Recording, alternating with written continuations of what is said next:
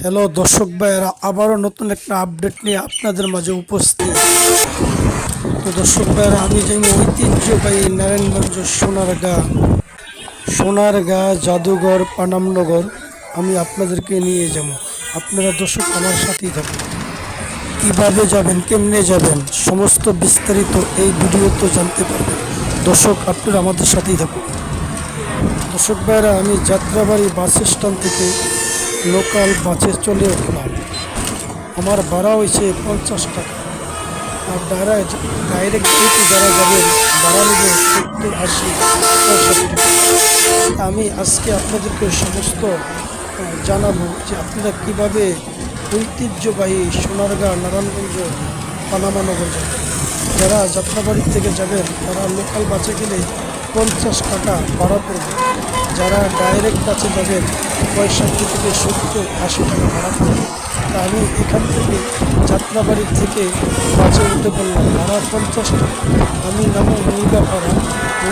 ওখান থেকে নেমে আমি আবার ছোট অটো গাড়িতে অটো গাড়ি করে আমি যাব ঐতিহ্যবাহী পানামনগর জাদুঘর। তো আমি আপনারা দর্শক আমাদের সাথে ইনশাল্লাহ।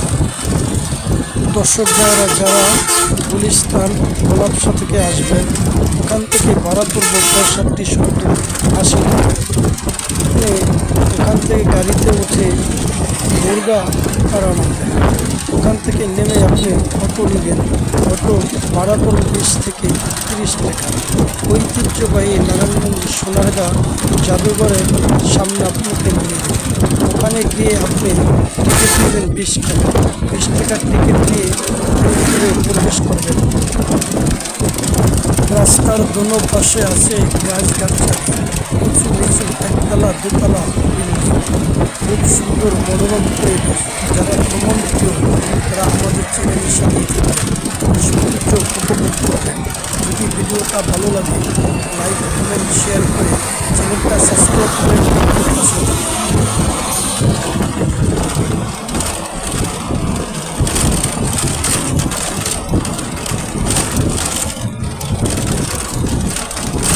দর্শক ভাইয়েরা, দেখতে দেখতে আমরা একেবারেই কাছাকাছি চলে এসেছি। বেশিক্ষণ হয়তো আর সময় লাগবে না।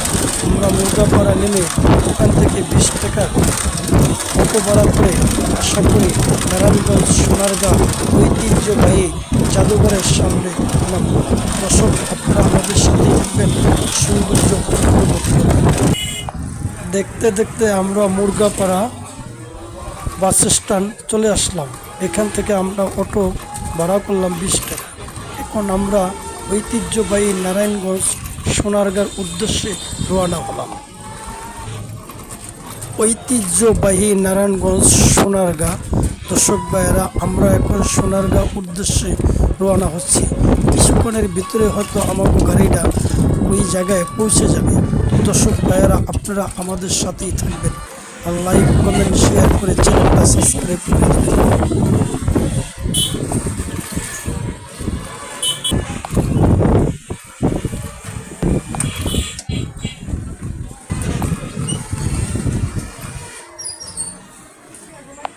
রবিবারে সাপ্তাহিক বন্ধ, সোমবারে অর্ধ দিবস বন্ধ। দর্শক ভাইয়েরা, এই সে ভিতরের দৃশ্য। তা আমি এখন ভিতরে ঢুকে পড়লাম। 20 টাকা দিয়ে একটি টিকিট কিনলাম। আপনারা যারা আসবেন প্রতি টিকিটের দাম 20 টাকা।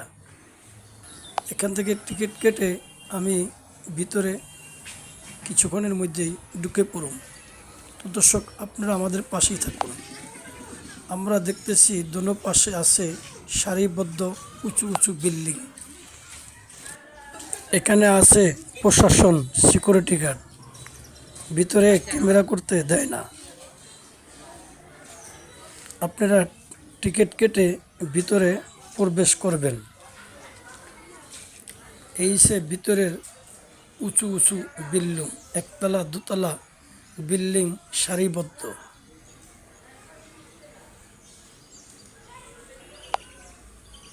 দর্শক ভাইয়েরা, আপনারা আমাদের সাথেই থাকুন। ঐতিহ্যবাহী নারায়ণগঞ্জ সোনারগাঁ পানামনগর। 400 বছর আগের পুরনো বিল্ডিং, উঁচু উঁচু বিল্ডিং এখনো দাঁড়ানো অবস্থায়। মুঘল মাঠ ইশাকা 15 দশকে বাংলার রাজধানী নারায়ণগঞ্জ সোনারগাঁ। নারায়ণগঞ্জ সোনারগাঁ বাংলার রাজধানী।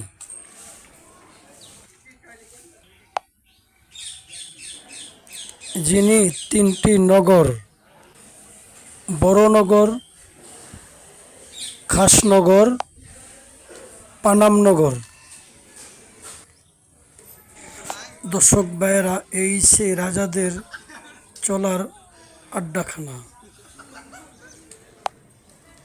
আমরা দেখতেছি দোনো পাশে উঁচু উঁচু দালান কোঠা সারিবদ্ধ। এখানে আছে মন্দির, গির্জা, পাশে আছে ছোট নদী। দর্শক ভাইয়েরা, ভিতরে প্রবেশে করে ভিডিও করার অনুমতি নেই, যদিও আমি কিছু ভিডিও করছি আমার গোপন ক্যামেরায়। আপনারা আমাদের পাশেই থাকবেন, লাইক কমেন্ট শেয়ার করে চ্যানেলটা সাবস্ক্রাইব করে দিবেন। তো দর্শক ভাইরা, এই হচ্ছে ঐতিহ্যবাহী নারায়ণগঞ্জ সোনারগাঁ পানামনগর, যেখানে শুধু উঁচু নিচু বিল্ডিং দেখা যাচ্ছে, কিন্তু মানুষের কোনো আনগম নেই। শুধু চোখ মেললে চতুর্দিকে আছে দালান কোঠা। এই রাজাদের শাসন আমলে তারা এক সময় এখানে তাদের অস্তিত্ব ছিল। আজকে তাদের অস্তিত্ব কোন জায়গায় তা সঠিক বলা যায় না।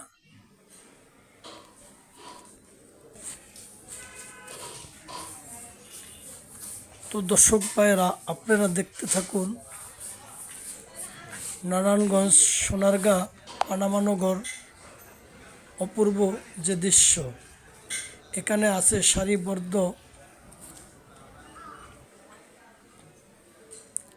দালান কোঠা।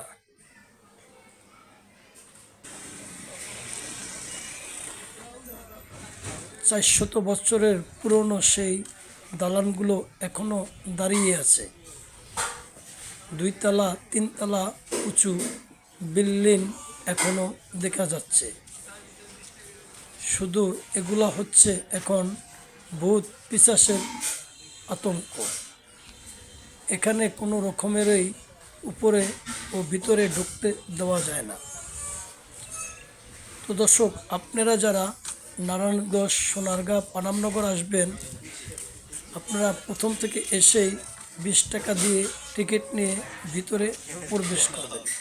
ভিতরে প্রবেশ করলেই হাতের দোনো পাশে দেখতে পাবেন দোতলা নিচতলা বিল্ডিং। এই হচ্ছে জমিদারের রাজত্বখানা। আজকে তারা কোথায় আছে আর তাদের রাজত্ব কোথায়? আমরা দেখতেছি এক পর্যায়ে বিল্ডিংয়ের কোনো অস্তিত্ব নেই। উঁচু নিচু বিল্ডিংগুলো এখনও দাঁড়ানো অবস্থা। তো দর্শক ভাইয়েরা, আপনারা আমাদের সাথেই থাকবেন আর সৌন্দর্য উপভোগ করবেন।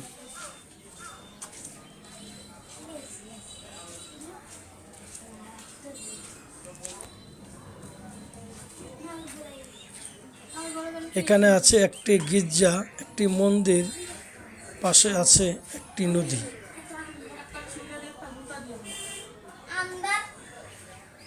তো দর্শক ভাইরা, এই যে সামনের দৃশ্য, দোনো পাশে আছে উঁচু নিচু সারিবদ্ধ বিল্ডিং। আপনারা আমাদের পাশেই থাকবেন আর লাইক কমেন্ট শেয়ার করে চ্যানেলটা সাবস্ক্রাইব করে আমাদের সাথেই থাকুন।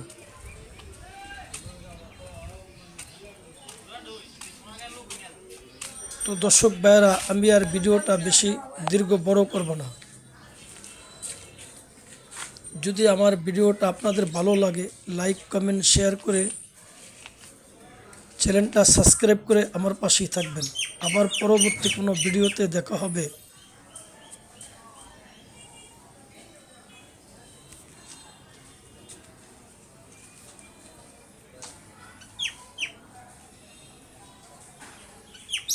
তো সবাই ভালো থাকেন, সুস্থ থাকেন। আসসালামু আলাইকুম রহমতুল্লাহি ওয়া বারাকাতুহু।